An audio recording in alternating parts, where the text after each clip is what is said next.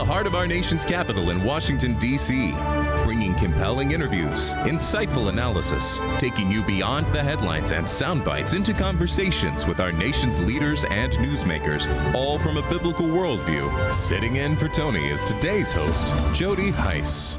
I've also ended 8 wars in 9 months, and we're working on that final war. It's not easy, but I don't know. I think we're going to get there. 25,000 soldiers, Ukraine, Russia. In the last month, 25,000 soldiers have died. So I think we're getting very close to a deal. We'll find out. I thought that one would have been gone quicker. We did 8. I thought that would have been an easier one, but I think we're making progress. Well, that was President Trump earlier today at the White House saying that progress is being made in the efforts to end the war in Ukraine. Welcome to this November 25th edition of Washington Watch. I'm your host today, filling in for Tony Perkins. Thank you so much for joining us. All right, coming up, the White House has delayed extending Obamacare subsidies after Republican opposition, and with benefits set to expire at the end of December, many American families could face significantly higher health care costs. Missouri Congressman Eric Burleson will be joining me in just a few moments with a discussion about a possible solution. Plus, Clint Lyons, executive director of iReach Global, will react to the daring escape of 50 girls from a Catholic school in Nigeria.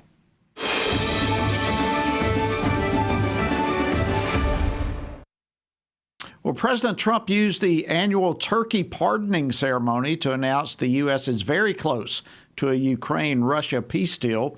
Ukraine supports the framework, but says issues remain unresolved. Trump spoke after the U.S. Army Secretary Dan Driscoll met for hours with Russian officials in Abu Dhabi. And joining me now is Washington Stand reporter Casey Harper. Casey, a lot of moving parts going on here. How is Ukraine at this point reacting to the possible peace plans from the Trump administration? Yeah, Jody, no shortage of news on a holiday week. But President Zelensky said earlier today that Ukraine's ready to move forward with this U.S.-backed peace framework, which is a good sign. He says some sensitive issues still need to be discussed directly with President Trump and, of course, European allies. But Zelensky urged Europe to keep supporting Ukraine and to help create a reassurance force. Now, another unresolved issue in all this, Jody, is the return of 20,000 Ukrainian children that Russia's abducted. U.S. and Ukrainian officials are working to close gaps in the plan. And Kiev is concerned that the deal could push Ukraine toward accepting Russian demands, including giving up territory. Zelensky may travel to the U.S. soon for more talks. Now, President Trump said in a Truth Social post today that he had instructed his special envoy, Steve Witkoff, to meet Russian President Vladimir Putin in Moscow in the hope of finalizing a peace plan to end this war in Ukraine. And of course, the push for a deal comes as Russia continues heavy strikes on Kiev, including on residential areas, killing civilians and damaging infrastructure like their power and heating systems. Jody. Well, a lot going on seems like multiple war issues around the globe. The UN Security Council has held another meeting on President Trump's Gaza peace plan. So what came out of that? That's right, Jody. The U.S. is urging global support for President Trump's 20-point Gaza plan. They call it the strongest path to finally restoring security and preventing Hamas from rebuilding.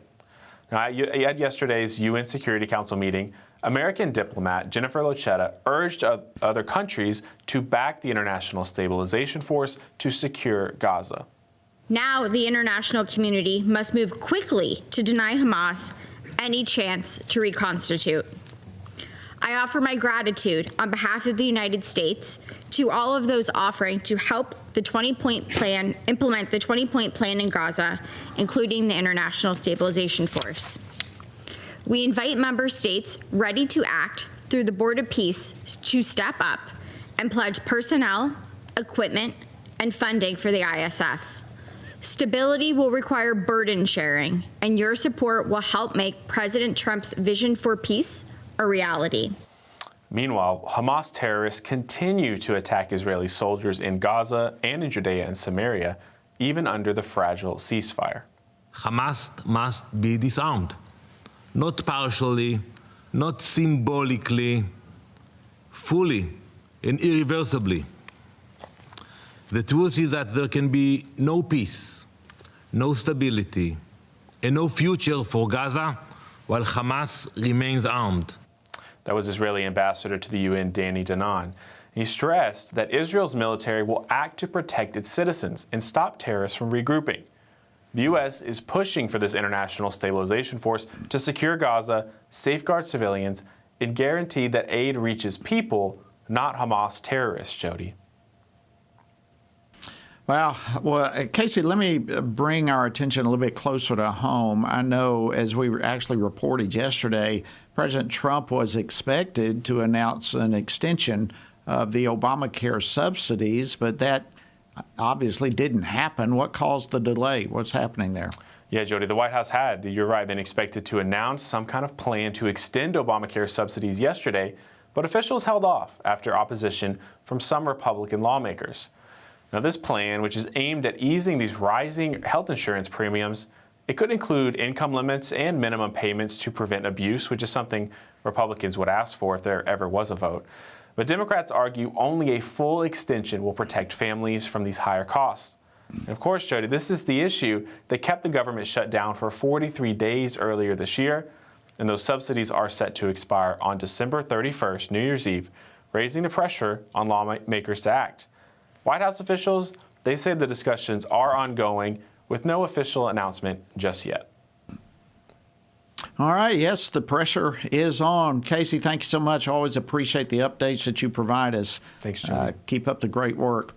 All right. I want to continue this discussion here on health care reform and bring in a member of Congress who has more than just thoughts on this issue. He actually has a plan. And joining me now to discuss this is Congressman Eric Burleson. He's a member of the House Oversight Committee. He also chairs the Subcommittee on Economic Growth, Energy Policy, and Regulatory Affairs. He represents the 7th Congressional District of Missouri. Congressman Burleson, great to see you again. Welcome back to Washington Watch. Hey, Jody. Good to be back. Okay. I guess one good thing, if there was any, that came out of the government shutdown is that it revealed to the American public some pretty critical information regarding Obamacare. And so let me just ask you, do you think the Democrats' so-called strategy to shut down the government probably backfired on them? Is that fair to say?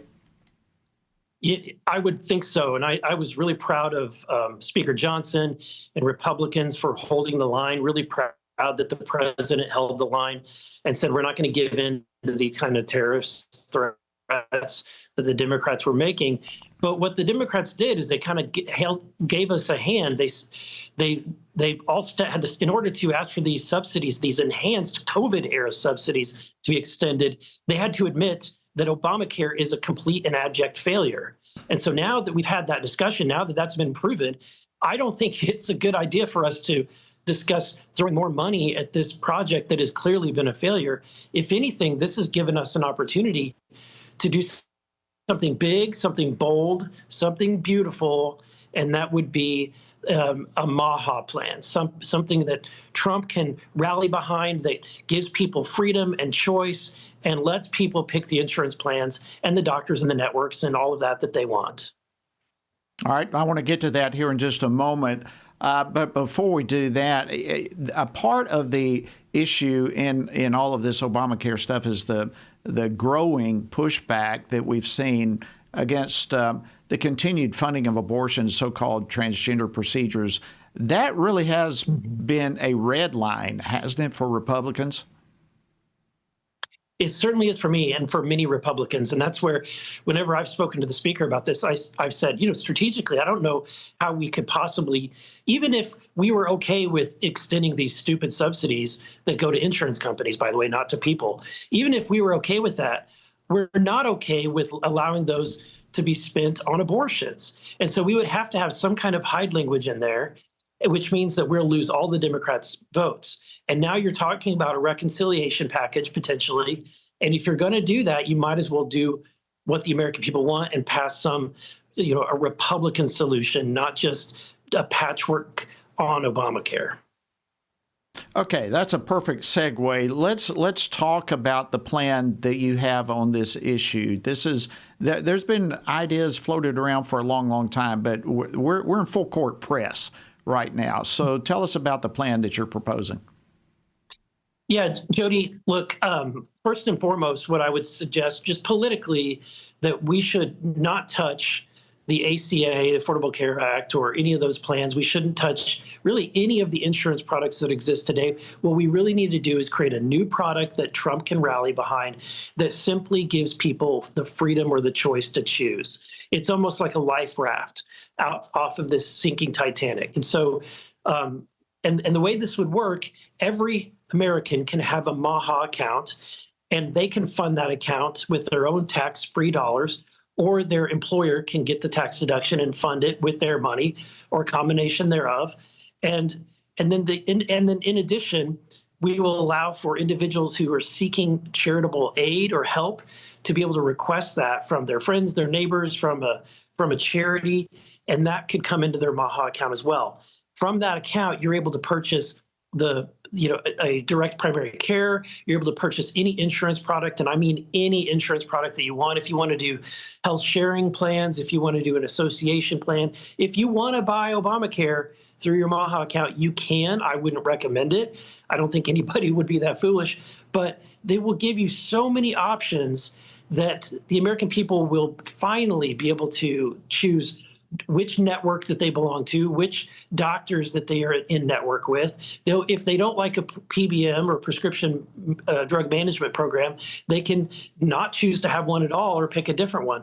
This will suddenly put all of this decision matrix in the hands of the consumer, and suddenly you'll start seeing price transparency because doctors and hospitals, they'll understand that if they want to get people's business, they'll have to do that.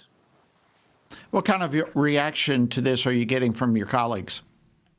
I'm getting tremendous reaction, overwhelming, really. And honestly, this is kind of common sense stuff. A lot of these ideas are things that Chip Roy we've talked about, members of Freedom Caucus. I've even heard Donald Trump tweet about this in a broad overview sweep, where the idea that's like unique to my plan is that, and in order to try to address the critical issue in America, which is that we're unhealthy. We as a people are some of the most unhealthy population of any country in the world. And when you look at the food that we eat garbage food. So we're spending less money per capita on food, and we're paying for it in the back end with expensive healthcare.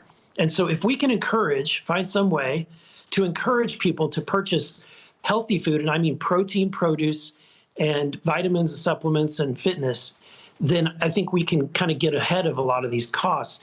And that's where the MAHA plan works, because it provides each person a purse, a monthly purse of $150, where with your own money, tax-free money, you can go buy the steaks or the chicken or the lettuce, vegetables, whatever you want to buy, as long as it's unprocessed, healthy protein and produce. Sounds like a great idea. We look forward to hearing more about this. Thank you, Missouri Congressman Eric Burleson. Happy Thanksgiving to you and your family. Thank you for joining us today on Washington Watch. Thank you, Jody. All right, friends, listen, we've got a lot more to cover. If you would like to help us encourage Congress not to fund abortion and so forth, text ACA to 67742, and we'll be right back. What is God's role in government? What does the separation of church and state really mean? And how does morality shape a nation? President John Adams said our Constitution was made only for a moral and religious people. It is wholly inadequate to the government of any other. Join Family Research Council for God and Government, a powerful series that explores the connection between biblical principles and the American pressing debates.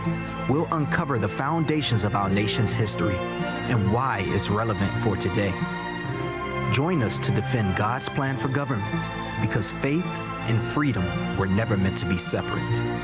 You can view the course at prayvotestand.org/God and Government or on the Stand Firm app.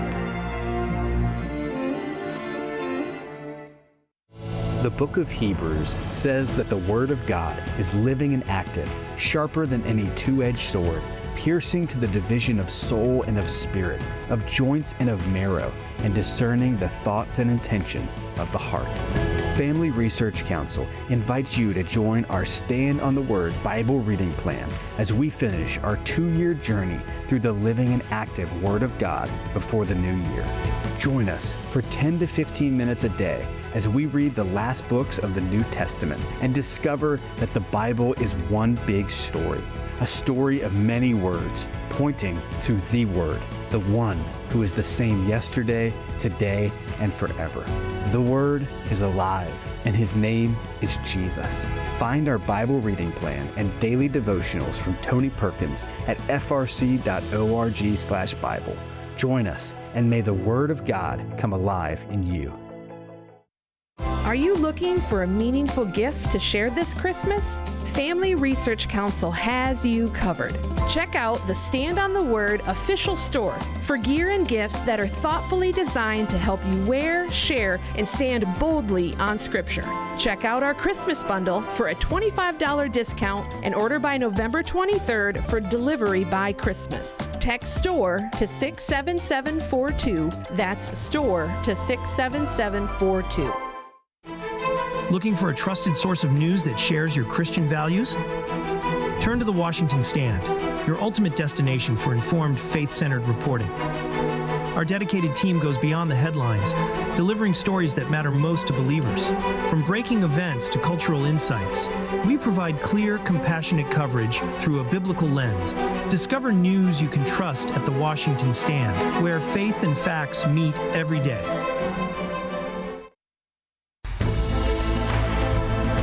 Welcome back to Washington Watch. Thank you so much for joining us today. Real quickly, I just wanted to say I got cut off at the last segment, but look, the time is now. We need to call on leaders in Congress to stop those subsidies from continuing to fund insurance plans that are covering abortion and so-called gender transition procedures. And we've got a petition here at FRC to help make that happen and to send our voices to say stop, make sure those things are not funded.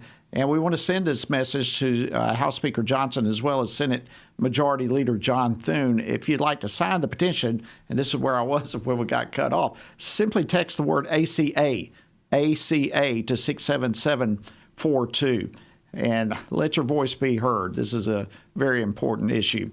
All right. Yesterday, a federal judge threw out criminal charges against former FBI Director James Comey and New York Attorney General Letitia James, ruling that the U.S. attorney appointed to bring the cases was unlawfully installed. Well, in response to that, U.S. Attorney General Pam Bondi told reporters that the DOJ will be taking all available legal action, including an immediate appeal, to hold James Comey and Letitia James accountable for their unlawful conduct. So, what does the judge's decision ultimately mean for these two cases, and what might be the way forward through all of this?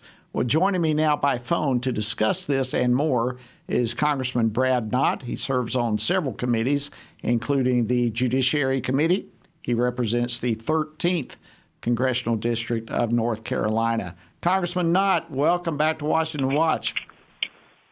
Yes, sir. It's good to be here. Thank you. Well, thank you for joining us. Listen, first of all, let me just say, with Thanksgiving approaching, I do want to note, at least from my understanding, that the turkeys that were pardoned at the White House today actually came from your district. So I suppose congratulations are in order for that. Well, I know that those turkeys are mighty thankful, and yes, North Carolina 13 leads the country in many respects, and we have some of the finest turkeys around. So thank you for bringing that up. All right, there's a few running around in Congress too, from what I understand. But all that No aside, question. listen, prior to serving in Congress, you worked alongside law enforcement at all levels to prosecute organized crime in cases that touch virtually every corner of the country. So when you look at what happened, what the judge did yesterday regarding Comey and Letitia James, What were your thoughts on that? Unfortunately, it's an extremely bad look for the judiciary, and it looks like it's a blatant political play, and it seizes on an interpretation of the statute that does not hold water in practical terms or constitutional terms. And I was very much disheartened by it. I really was. Again, it was a politicization of the judiciary that I've unfortunately become too accustomed to seeing, and it needs to be undone. And these cases need to proceed on the merits rather than with this sort of political weigh-in. Yeah, I mean, on the merits, I think is spot on. These are pretty significant cases, and just to be thrown out like this, I'm certainly no attorney, but everything I'm reading, at least most everything I'm reading, like you, have huge question marks about this. Yeah. I mentioned a little while ago, but Attorney General Pam Bondi told reporters that the DOJ will be taking all available legal action, including an immediate appeal. What are some of the actions that you're aware of that the DOJ might take? Well, the DOJ can certainly make an expedited request here to stay that ruling and to continue the case as they were planning on doing and as they were working towards. And essentially, I don't know if you understand the crux of this issue, but when the new president comes into power, the Senate can often delay approving appointees. And in every district around the country, there's around 100 districts for federal prosecutorial purposes. And in the Eastern District of Virginia, there was an interim appointment named Eric Siebert. And those interim appointments further the prosecutorial directives of the president on an interim basis. And those interim appointments are supposed to last 120 days. Once that appointment reaches the 121st day, the court that is within the Eastern District of Virginia can affirm another 120-day tenure if the Senate has not gotten around to approving the prosecutor. And in this particular case, the predecessor to Ms. Halligan, the current interim U.S. attorney, resigned. And Jim Comey and Letitia James said because the 120-day period had expired, only an Article III judge could fill that slot. And that argument is unbelievably problematic because if you think about it, that is saying that an Article III judge has to choose the prosecutor who will be bringing cases before that judge. That's an unbelievable conflict of interest. It's a separation of powers issue. The U.S. attorneys and the interim U.S. attorneys are entirely a function of the presidency, the Article II power. And with that being said, I think that this interpretation, this ruling, I think it will be quickly overturned, and then the case should be able to be released, and we can go forward as they were planning on it. Does that make sense to you? It's a very nuanced. It really does, and that creates some real constitutional issues, what you just described. And so I agree with you that this is probably going to be overturned rather quickly, but it's just a brazen act of either ignorance to the law or political activism is what it appears. So I appreciate you going over that. Listen, we've only got about a minute or so left, so we've got to be real quickly. I wanted to shift gears slightly. The Epstein files coming out. We've only got 30 days. A lot is unfolding here in all of this. What do you think is going to end up happening with all this? I hope that the Epstein files, I hope that they're going to be released in a way that gets any kind of criminal conduct publicized. I hope that it can be as thorough as it can possibly be. And I hope that the Department of Justice will work with their attorneys around the country to again, dump criminal activity, dump the flight logs, dump the island visitors, dump the folks who knew they were hanging out with Jeffrey Epstein, even though he had been convicted of child sex crimes. But protect people who were completely innocent bystanders. That's my hope. We hope so too. Too much. Yeah, that might be too much to ask for, but there's something worth achieving, and that's it. Thank you, North Carolina Congressman Brad Knott. Happy Thanksgiving to you and your family. Thank you for joining us today. Coming up next, we'll share some good news coming out of Nigeria. So stay tuned. We'll be right back.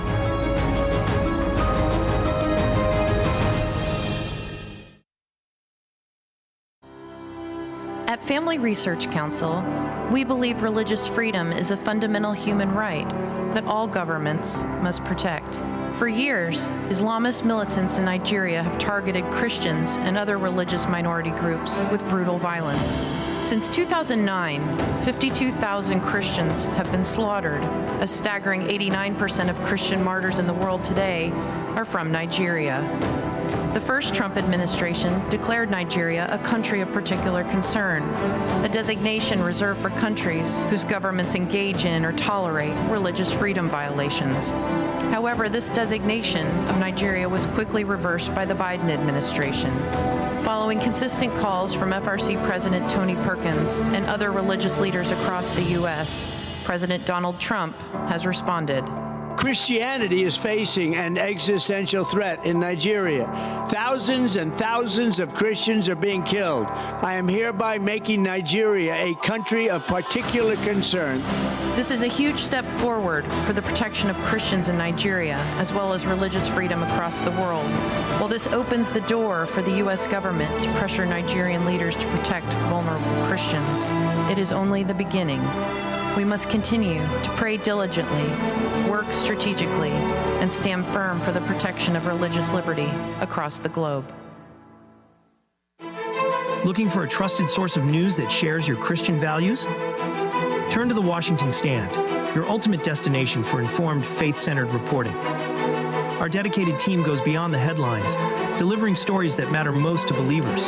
From breaking events to cultural insights, we provide clear, compassionate coverage through a biblical lens. Discover news you can trust at the Washington Stand, where faith and facts meet every day.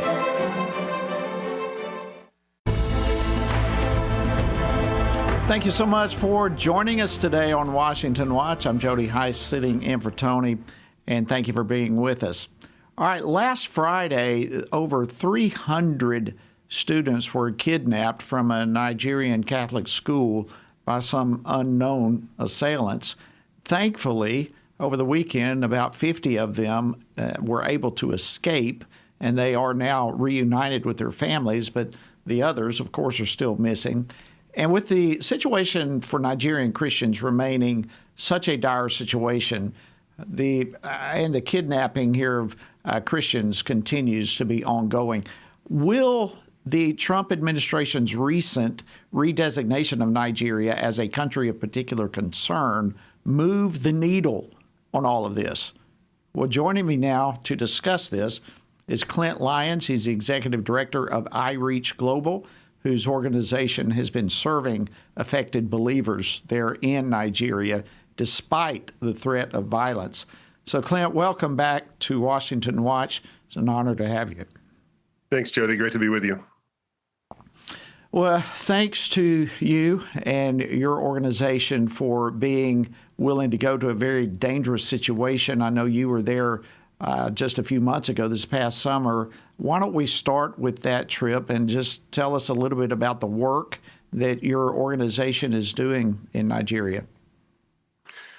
Great. Well, iReach Global works with persecuted Christians in Africa. And you're right. On my last trip to Nigeria, which was just over the summer, I had a chance to talk with several of the people there who had gone into many of these areas where the attacks had taken place. They walked through the broken glass on the ground, saw the smoldering buildings, and have seen the freshly dug graves, the mass graves that are there. And I can tell you that what we're seeing in the media here is one thing, but what the reality on the ground is so much more devastating. There are I think, like you said earlier, more than 7,000 Christians have been killed this year alone. That's the latest count. It's gone up since then. And so as I talk to the people on the ground there, and as I see their faces, and especially the people who are just live in this constant combat, right now they're sleeping with one eye open and just praying they make it through the next day. Wow. I cannot even imagine what they're going through. And I know my wife and I and millions of others are praying for this situation. Tell me, Clint, what you know about this most recent group of kidnapped Nigerian children? Do we have any information of their whereabouts or condition? Right now, we don't have a solid idea of much of what happened. In fact, we aren't even 100% sure who these people are at this point. But what we do know is that these 300 girls were kidnapped. Over 300 girls, plus many of their teachers. I think it was 12 of their teachers were kidnapped and taken. And like you said earlier, which is great, we had some of them that were able to escape. But the prognosis for a situation like this is unfortunately not a positive one. So often we see these kidnappings happen, and these girls are sold into slavery, or they are forced converted at gunpoint into Islam. And and so I'm prayerful, and I'm praying that we can figure out a way to see some progress here. But like I said, it's dire right now, and it's not just here; it's all across the country. The situation is dire for Christians. What have we heard, if anything, from these 50 who escaped? Are they talking? Yeah, that's one thing I haven't heard. If they've talked, I haven't seen anything about that. But I guarantee you, from knowing people who have personally been kidnapped, it's a very, very traumatic experience, and one that they probably don't want to talk about immediately. And it's going to take some work and some counseling to hopefully get them to a place where they can tell their story. And I hope they can someday, but that can't be expected right now. So what sort of impact do you think might come from the Trump administration's redesignation of Nigeria as a country of particular concern last month? Right. Well, and that was a great move, and I really applaud President Trump for that move. Nigeria it's needed to be on this list for a long time of countries of particular concern, and the move to actually make that a designation was a big step. Now, in the very beginning, we saw Nigeria kind of snap back in line and put forward a face that they were going to cooperate. In the past few weeks, we've seen less of that. Unfortunately, I was hopeful and I was prayerful that they would make the right decisions, but in the past few weeks, we haven't seen that. And so my prayer is that, this can get resolved through diplomacy, through sanctions, through targeted limiting of bank accounts and freezing funds. And I believe it can. I think it can. But now is the time for action for the U.S. government to see a positive outcome in this situation. Well, now is certainly the time for political action, but it's also the time for action with Christians. How can we best be praying for our brothers and sisters in Christ there? It's really hard for them right now. I was speaking with our Nigeria director this morning, and he was literally telling me we go to bed every night and sleep with one eye open because we don't know where they're going to attack next. These were at one time confined attacks to a certain area, and now we see them spreading across the country unchecked. And so pray for courage, pray for safety, obviously, and pray that the bold witness of Christ would continue to move forward. Amen. Amen. All right, audience, you heard it. Let's make this a matter of prayer. Thank you, Clint Lyons from iReach Global. Heartbreaking story. Thank you, keeping us up to speed. God bless you, and happy Thanksgiving to you. All right, coming up next, Regent University's Dr. A.J. Nolte will break down all the latest details in the peace negotiations between Ukraine and Russia. So stay tuned. We'll be back with those details right after this. Are you looking for a meaningful gift to share this Christmas? Family Research Council has you covered. Check out the Stand on the Word official store for gear and gifts that are thoughtfully designed to help you wear, share, and stand boldly on Scripture. Check out our Christmas bundle for a $25 discount. Visit frc.org/Bible store or text STORE to 67742. That's STORE to 67742. For over 4,000 years, the Jewish people have had legal, historical, and biblical ties to the land of Israel, especially the heartland of Israel, Judea and Samaria, which much of the world still calls the West Bank. To Israelis, Judea and Samaria is far more than a name. It's the center of their ancestral homeland where nearly 80% of the Bible's events took place. Abraham purchased property in Hebron, Jacob in Shechem. Joshua made an altar on Mount Ebal and led the Israelites into a covenant before God. On Mount Gerizim, overlooking Shechem, Jesus talked to the Samaritan woman at the well about worshiping neither on Mount Gerizim nor in Jerusalem, but in spirit and in truth. Judea and Samaria is nearly a quarter of Israel's current landmass, not a small strip of land on the Jordan River, but a vital and strategic part of the nation's identity. The October 7th massacre, launched from Gaza, shattered the illusion that giving away territory brings peace. Gaza, which was once seen as the cornerstone of a two-state solution, became a launchpad for terror. Today, only 21% of Israelis support a Palestinian state. Trust in a two-state solution has all but collapsed. The Middle East is changing. Iran's grip is weakening. New alliances are forming. But Western countries and some U.S. officials still chase the mirage of a two-state solution. History speaks clearly. The 2005 Gaza withdrawal, backed by the U.S., led not to peace, but to a terrorist regime. Judea and Samaria are 24 times larger than Gaza, deeply woven into Israel's geographic and spiritual fabric. To surrender them would not bring peace. It would invite conflict and existential danger. Family Research Council stands with Israel's rightful claim to sovereignty.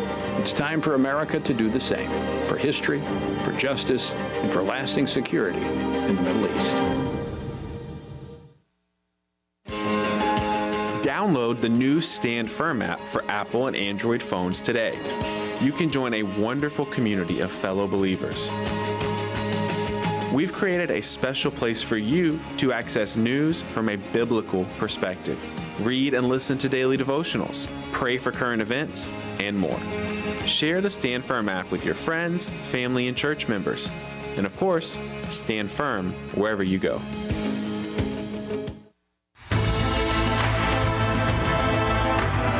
Welcome back to Washington Watch. I'm Jody Heiss, an honor to be sitting in today for Tony.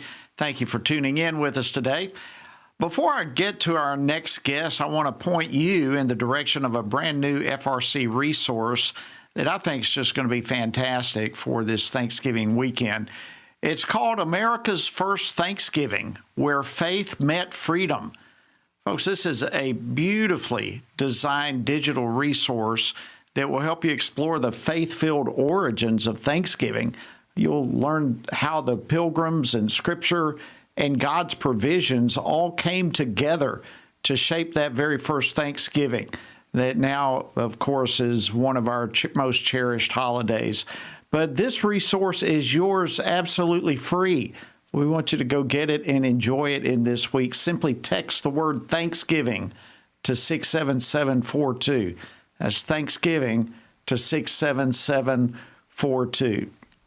Okay, following concerns that were expressed over President Trump's initial 28-point peace plan for Russia and Ukraine, there's now a revised edition, a 19-point peace plan that's now the focus of all the talks going around, and it has been very well received, at least more favorably, by Kyiv and our European allies.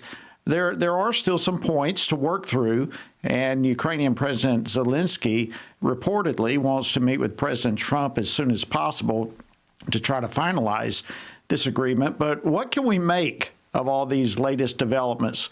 Well, joining me now to discuss this and more is Dr. A.J. Nolte. He's the Associate Professor of Politics at Regent University's Robertson School of Government, and he's the Director of Regent's Israel Institute. Dr. Nolte, welcome back to Washington Watch. Always an honor to have you, and happy Thanksgiving week to you. Jody, it's a pleasure to be with you, and happy Thanksgiving to you and everybody on Washington Watch as well. Well, thank you. All right, so let's talk about this 19-point peace plan. We don't really know a whole lot about it. We do have a little bit more information about the original 28-point plan, so maybe let's start there. What was it about that first plan that kind of stuck out to you? So the first question that you have to ask for trying to figure out what's been, with all these 28-point plan and 19-point plan is, so what actually is going on? Because we have leaks of this 28-point plan. We have confusion about, is this a U.S. plan or a Russian plan? Was the Secretary of State even involved in it? What's going on with that? So here's my kind of, as of Tuesday, as we're recording this, here's my hypothesis about what happened. I suspect that kind of what's going on is there are two camps in the Trump administration itself on how we should handle it. One is sort of more of a let's get out as quickly as possible camp, and that camp emphasizes more direct negotiations with Russia. And then there's more what I think is the Secretary of State's position and position of some of the other, certainly position of some members of the Republican Senate conference, which is that we need to back Ukraine to the extent that we can, but also, end the war, but end the war maybe more on favorable terms to Ukraine and the European allies. Trump, I think, ultimately wants to see the European allies do more, wants to see the Ukrainians do more, and also wants to kind of let these two camps run on two separate tracks. This is a thing that Trump often does. When he's getting conflicting advice, he kind of lets both sides play things out and see who gives him the best advice and sort of what works. And so I suspect what happened is we had two tracks going. One where some of the folks maybe more in the let's get out quickly camp were negotiating with the Russians. They got a plan that they were working with on the Russian side, of sort of like the Russians' initial offer, where there was a second track of conversations with Zelensky that was going on. So because the 19-point plan and the 28-point plan, there's some similarities, but both of them kind of had to, I think, be in the works. So I think the U.S. was sort of trying to get a sense of both sides opening positions and harmonize them. And then, there were some leaks that came out from that and some confusion about exactly what was going on as sort of different factions in Washington were trying to spin information in their direction. Bottom line is the 19-point plan is one the Ukrainians are happy with, the Russians are not. 28-point plan, the Russians are happy with, the Ukrainians are not. And so now it's going to kind of be up to President Trump to figure out where we go from here. Yeah, I mean, that's a good point. I mean, even U.S. Secretary of State Marco Rubio reportedly told senators on a phone call this week that the 28-point plan, just as you said, was essentially a wish list for the Russians. And so now is it what you think is just the opposite, that this 19-point framework is but a wish list for the Ukrainians, and we're still going to have to go back to the drawing board and work through both of these? I think that the 19-point incorporates some stuff from the 28, but they were trying to figure out, I suspect, and obviously we won't know until the book on this is written, which somebody certainly will write a book on this eventually, but I suspect they were looking at the 28-point plan and saying, okay, what's Russia's opening position? And then going back to the Ukrainians and say, which of these components are non-negotiable? So I think what Rubio was sort of trying to say was not that the U.S. didn't have any input, but that we understand this is sort of the Russia's starting position. This isn't going to be the final plan. We're going to go back to the Ukrainians and say from this, okay, what can you accept? What can you not accept from this plan? And now they're kind of going back and forth on the Russian side. The deal breakers for the Ukrainians, of course, were, there were a lot of blocks on Ukrainian military size. There were not as many restraints on Russia. Ukraine was going to give up territory that Russia doesn't currently hold in that 28-point plan. And there was no ongoing European security commitment. Part of this is also, I think that the Russians want direct negotiations between Russia and the United States and nobody else. They don't want anybody else to be a player. But actually, if you kind of look at what Trump has been saying consistently, he wants the Europeans to play a more substantial role in Ukraine. And I think he's looking for, I look at things through the lens of Israel. Israel is that ally that just does everything. They do as much as they possibly can. They don't ask us to do too much. And so Trump is kind of looking at the Europeans and Ukraine and is going to say, who's the ally that's going to stand up and be competent and take leadership on this? And then we can play a role of helping in the background because, Trump's idea is, look, this is actually in your backyard. And so I don't think he wants it to be a U.S.-Russia thing. He wants the Europeans involved. And so that's going to be a point of friction between Trump and Putin moving forward, I think. Well, that certainly needs to happen. So what do we know at this point about this 19-point plan? There are leaks all about, but do we actually know at least parts of what this 19-point plan is all about? Yeah, it reverses several things of the 28-point plan. It makes the starting point for negotiations about territory, the current front lines, as opposed to ceding parts of that Donetsk oblast that the Russians are trying to take right now. It also doesn't make as firm a commitment that Ukraine is never going to be in NATO. It says that there's a normal process that they'll go through, but doesn't guarantee that accession. And it also has the idea of sort of a European-led tripwire force that's going to be in Ukraine as a deterrent to Russia actually taking any further steps. So it might be sort of like they're not formally in NATO, but there's some sort of non-NATO ally considerations there, and there is envisioning of a European force on the ground. I think that's going to appeal to Trump because he doesn't want our guys, and he's going to think, look, if we need to hold the Russians off, let's have the Europeans actually have some skin in the game, and that is something that is very consistent we've seen from President Trump in both this term and the first term. But it still seems to me that we still have a lot of ground to make up here. Putin has basically said that the original 28-point plan is his basis for a final peace settlement. And the Kremlin has indicated that they would reject any other modified plan whatsoever, claiming they do that the 19-point plan has erased some key understandings that they believe that they had with Trump. So are the hurdles still as big as they appear to be, or is there truly some sort of middle ground between these two plans, or are we just really walking a bridge to nowhere right now? I think bridge to nowhere isn't necessarily determinative, but it's closer to that. And here's why. Trump wants a deal more than anybody else. Okay, he has the highest desire for a deal. My read is that Zelensky wants a deal, but he wants one that's going to prevent Russia from doing this again. He's willing to make concessions for that, but for him, a non-negotiable is a security guarantee from the U.S., from the Europeans, from somebody that Russia's not going to be able to do unopposed again what they did in 2022. And Putin, I really don't think, based on the way that he has been acting, I don't get the sense that Putin feels like he really needs to stop the war. He feels like he's winning. He feels like Russia's inevitably going to win, and he doesn't see any reason to stop the war. And so he's not really that open to negotiating. So the irony is that while the initial plan looked like Trump and Putin were very close, I think in terms of their general attitude, Trump really wants a deal, really wants to see this done, and Putin just doesn't perceive himself as having a whole lot of motivation. And so then if you're President Trump, you've got to be thinking about what is going to convince Putin that it is in his interests to end this war, even if he doesn't get everything he wants. Yeah, I think so the screws would have to be tightened on that to come to that end result. And there are ways for that could happen. Is there any discussion about the 20,000 or whatever it may be children, Ukrainian children, that in essence have been kidnapped, taken away through all this war, for them to be returned to their Ukrainian families? I think it's going to be a hard sell for any peace negotiations on the Ukrainian side that doesn't involve that happening. But I don't. From what I haven't seen, it's not front burner. A lot of it is sort of the broader security issues, but that is definitely something that needs to be considered as we kind of move forward with this.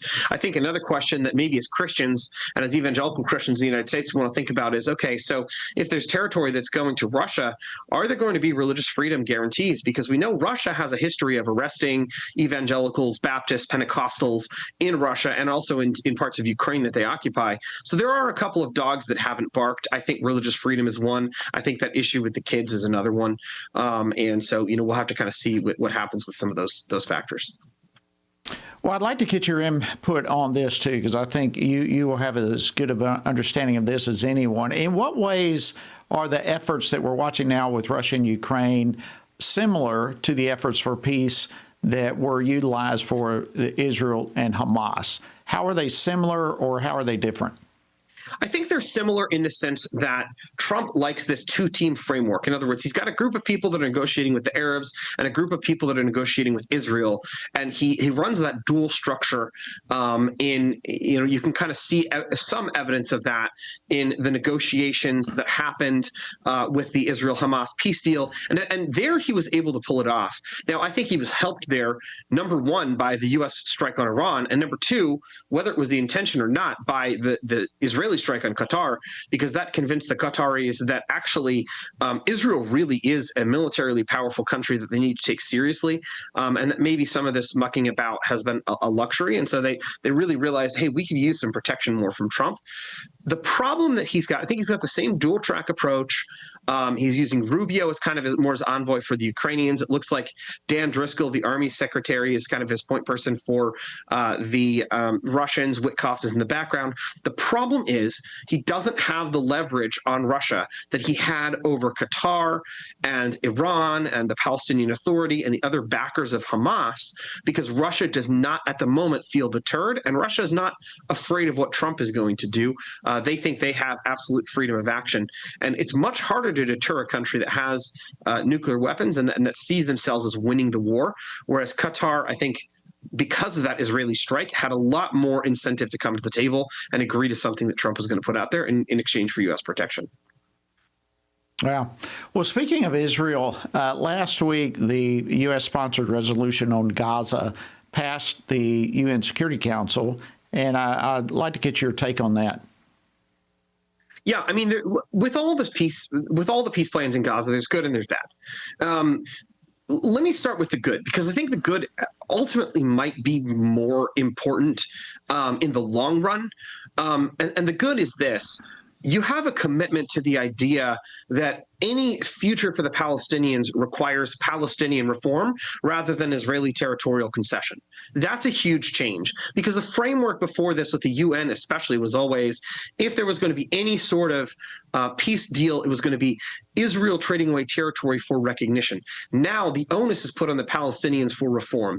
The other thing is that this international stabilization force, in theory at least, has teeth and has a real actual combat mission. But the challenge, as always the case with the UN, is, okay, you've got this ISF in theory. Where are the troops going to come from? Where are you actually going to find non-Israeli soldiers who are willing to go into the tunnels and fight Hamas? And the devil is in the details when it comes to how do you implement those reforms, and how do you ensure that Hamas doesn't simply come back again under another name in the Strip and even metastasize into parts of Judea and Samaria. So, there's been a sea change in terms of future expectations, but the short-term security situation, I would say time will tell. Well, and they're even talking about potentially coming to a place for a credible pathway to Palestinian self-determination and statehood. And I kind of scratched my head with that, with what in the world does that mean? We've only got less than a minute, but what's your thoughts on where that ends up?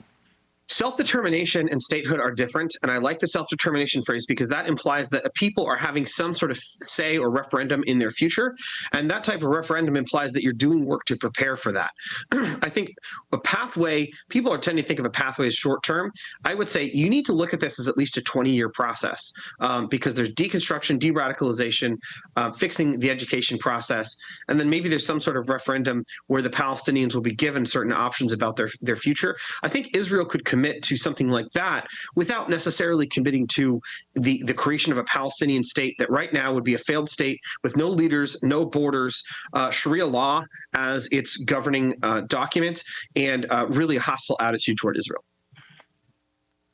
Very, very interesting, fascinating discussion as always. We love having you on, Dr. A.J. Nolte of Regent University.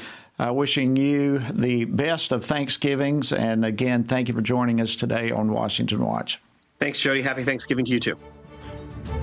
All right, friends, that wraps it up for us yet again today. Hope you have a fantastic evening, and we'll see you again tomorrow right here on Washington Watch. Washington Watch with Tony Perkins is brought to you by Family Research Council. To support our efforts to advance faith, family, and freedom, please text GIVE to 67742. That's GIVE to 67742. Portions of the show discussing candidates are brought to you by Family Research Council Action. For more information, please visit TonyPerkins.com.